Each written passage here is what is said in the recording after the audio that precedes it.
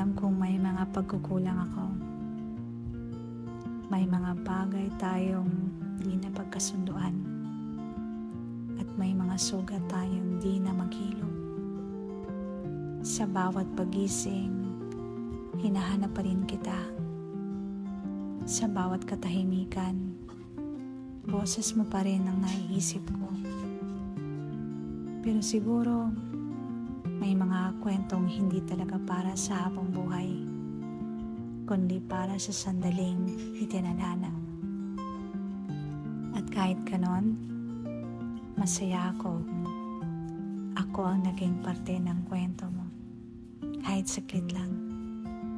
Kung sakaling maalala mo ko, maalala mo yung mga tawa natin, yung simpleng hawak ng kamay, yung mga gabing puno ng pangarap at pangunawa. At sana, balang araw, matutunan kong tanggapin na minsan, sapat na ang pagmamahal, kahit hindi sapat para manatili. Mahal pa rin kita, pero mas mahal kong makita kang masaya, kahit hindi ako ang kasama. Salamat sa lahat. Mahal ko.